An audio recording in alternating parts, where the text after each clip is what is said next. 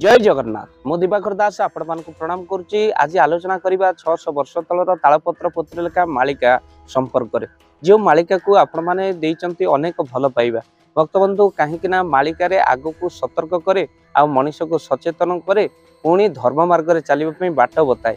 आउ जहाँ 600 वर्ष तले तालपत्र पोथी लिखिथिले सेही पोथीरु ए ग्रंथ को उद्धृत जो मालिका रही ताहा आपण मानक आगे रखिबु। महापुरुष लिखिथिले एमिति समय आसीबो जो समय रे कहले अनीति दुर्नीति बढ़ी बढ़ी जीव छिड़ब से ही बेल रे चेतना पाइब मनीषटी जेबे नेड़ी गुण कहूणी रे।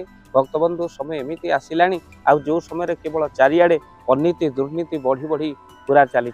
अनीति आपण जानिचंती आउ नीतिवान के नांती अनीति ही चली चारियाडे।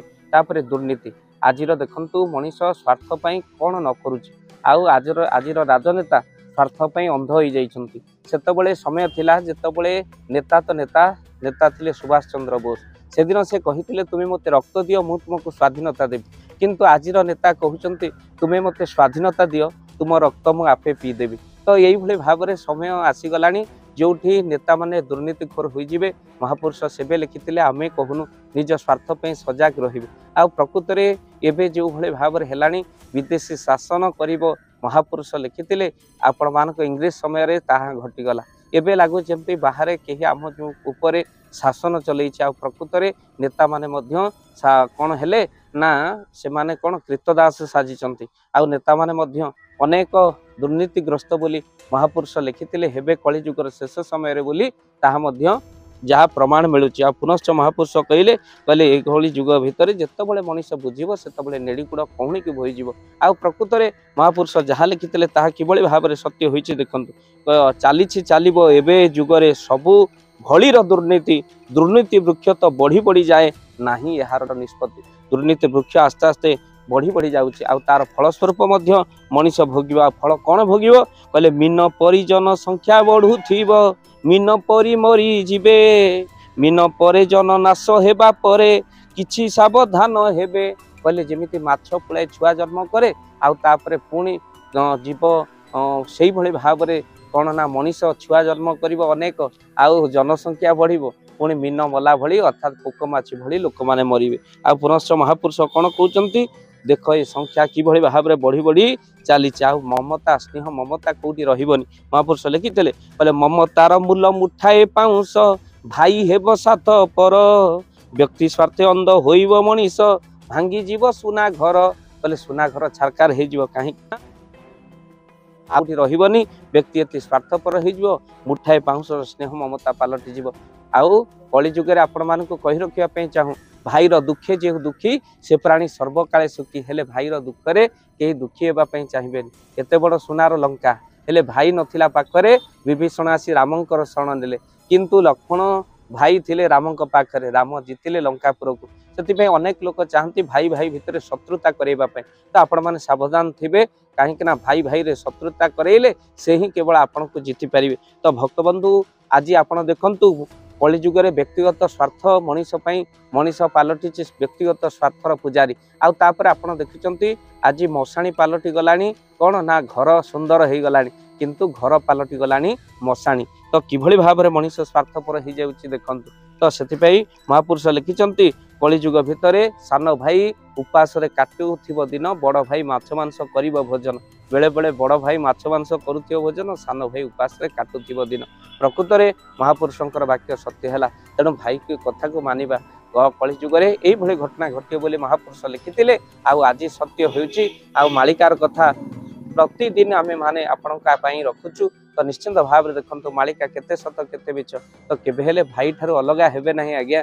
आउ आपण केबे हेले भी बापा मां को पर करिवेनी। कली जुगर तो साध पिंड बुड़ी जो बोली महापुरुष लिखिचंती कहले पितृमातृ साध बुड़ीबो संसारु मला प्राणी कहीं खाए भंडी खाइबा को ब्राह्मण जातिटा शास्त्र गढ़ी प्राय। अनेक कहे ये कली जुग भितर आ पितृश्राद्ध संसार भितर बुड़ी जीव बंचला बेले तो खाइबा को दौना मला श्रद्धारू जहाँ श्राद्धर उत्पन्न से श्राद्ध रही महापुरुष कहते। प्रकृत में मालिका केते सत आपण मैंने सब देखी सारे एमती मालिकार कथा को शुणापी चैनल जदि नुआ चैनल को सब्सक्राइब करूँ आ वीडियो को बहु मात्रा शेयर करूँ। प्रकृत में ये आम कली जुग भितर दुर्नीतिग्रस्त केवल नेता कहले हेनी आपण मैंने किछि दिन हम ଜଣଙ୍କ ଘରକୁ ଯାଇଥିଲି, ତାର ଲାଟିନରେ ଲେଖା ହେଇଥିଲା ବଳରାମ ସାହୁ। ଏ ବର୍ଷ ଗଲା ବେଳକୁ ହୃଷିକେଶ ସାହୁ ଲେଖା ହେଇଛି।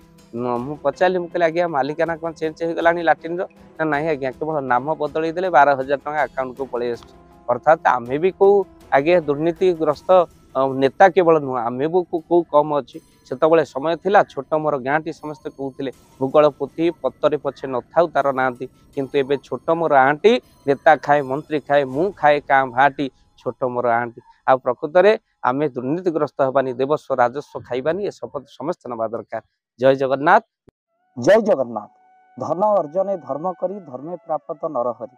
ଯଦି ଆପଣମାନଙ୍କ ଧନ କୌଣସି ଗରିବ ଅସହାୟ ରୋଗୀମାନଙ୍କ ସେବାରେ ଲାଗିପାରିଲା, ଜାଣନ୍ତୁ ଆପଣଙ୍କର ରୋଜଗାର ସାର୍ଥକ ହେଇଗଲା, ଆପଣଙ୍କ ଧନର ମଧ୍ୟ ବହୁତ ମହତ୍ଵ ରହିଲା। ତ ଆଜି ଆପଣମାନେ ଯଦି ଚାହୁଁଛନ୍ତି ଆପଣଙ୍କର ସେଇ ଧନ ମହତ କାର୍ଯ୍ୟରେ ଲାଗୁ, ଯେମିତିକି ଆମେ ଗୋଟିଏ ଆମ୍ବୁଲାନ୍ସ କରିଛୁ, ଯେଉଁ ଆମ୍ବୁଲାନ୍ସ ପ୍ରତିଦିନ କିଛି ଅସହାୟ ରୋଗୀମାନଙ୍କୁ ମେଡ଼ିକାଲରେ ପହଞ୍ଚାଏ, କିଛି ଗରିବ ଅନାଥ ଶିଶୁମାନଙ୍କୁ ମଧ୍ୟ ଆମେ ବସ୍ତ୍ର ଦାନ କରୁ, କିଛି ରୋଗୀମାନଙ୍କ ପାଖରେ ପହଞ୍ଚୁ ଯେଉଁମାନେ ବହୁତ ରୋଗରେ ପୀଡ଼ିତ, ସେମାନଙ୍କ ପାଖରେ ଆମେ କିଛି ଅର୍ଥ ଆଉ ଗରିବ ଲୋକମାନଙ୍କୁ ସହାୟତା ପ୍ରଦାନ କରୁ। ଏ କିଛି ଦିନ ପୂର୍ବରୁ ଆପଣମାନେ ସହଯୋଗ କଲେ, ଆମେ ମଧ୍ୟ କିଛି କମ୍ବଳ ଅସହାୟମାନଙ୍କ ପାଖରେ ଯାଇ ପହଞ୍ଚି ବାଣ୍ଟିଥିଲୁ। ଆପଣଙ୍କୁ କୃତଜ୍ଞତା ଜ୍ଞାପନ କରିବା ସହିତ, ଯଦି ଆପଣ ଚାହୁଁଛନ୍ତି ଆପଣଙ୍କ ଧନ ଆମ ଦ୍ୱାରା କୌଣସି ମହତ କାର୍ଯ୍ୟରେ ଲାଗୁ, ତ ସ୍କ୍ରିନରେ ଚାଲିଥିବା ନମ୍ବରରେ ନିଶ୍ଚିନ୍ତ ଆପଣ କଲ୍ କରନ୍ତୁ। ଆଉ ଆପଣଙ୍କ ବିବାହ ବାର୍ଷିକରେ, ଆପଣଙ୍କ ପିଲାମାନଙ୍କ ଜନ୍ମରେ, ଶ୍ରାଦ୍ଧରେ ଯଦି ଆପଣ ଦାନ କରିବାକୁ ଚାହୁଁଛନ୍ତି, ଆପଣଙ୍କ ପୁଅ ନାମରେ, ଝିଅ ନାମରେ, ସ୍ତ୍ରୀ ନାମରେ ନିଶ୍ଚିନ୍ତ ଭାବରେ ଆପଣ ଦାନ କରିପାରିବେ। ସ୍କ୍ରିନରେ ଚାଲିଥିବା ନମ୍ବରରେ ଆପଣ କଲ୍ କରନ୍ତୁ, ଆମେ ଦେବୁ ଆପଣଙ୍କୁ ଫୋନ୍ ପେ ନମ୍ବର, ଯେଉଁ ଫୋନ୍ ପେ ନମ୍ବରରେ ଆପଣଙ୍କର ଦାନ ପହଞ୍ଚି ପାରିବ। ଆଉ ନିଶ୍ଚିନ୍ତ ଭାବରେ ଆପଣଙ୍କର ଦାନ କେଉଁ କାର୍ଯ୍ୟରେ ଲାଗୁଛି ତାର ମଧ୍ୟ ଭିଡ଼ିଓ କରି ଭାବ ଦିବାକର ଚ୍ୟାନେଲରେ ଆମେ ନିଶ୍ଚିନ୍ତ ଭାବରେ ପକାଇବୁ। ଆପଣ ଦେଖି ନିଶ୍ଚିନ୍ତ ଖୁସି ହେବେ। ତ ଆପଣଙ୍କ ପୁଅ ଝିଅ ବିବାହ ବାର୍ଷିକ ଜନ୍ମଦିନରେ ଯଦି ଆପଣ ଚାହୁଁଛନ୍ତି ଆପଣଙ୍କର ଦାନ ମହତ କାର୍ଯ୍ୟରେ ଲାଗୁ, ତ ସେଇ ଶୁଭ ଦିନ ମାନଙ୍କରେ ଆପଣ କଲ୍ କରି ଆମକୁ ଫୋନ୍ ପେ ନମ୍ବର ମାଗିପାରିବେ। ଆଉ ଆମ୍ଭେମାନେ ଆପଣଙ୍କୁ ଫୋନ୍ ପେ ନମ୍ବର ଦେବୁ, ଯେଉଁ ନମ୍ବରରେ ଆପଣ ସହଯୋଗ ରାଶି ପଠାଇ ପାରିବେ। ନିଶ୍ଚିନ୍ତ ଭାବରେ ଆପଣଙ୍କର ଧନର ସାର୍ଥକତା ହେବ।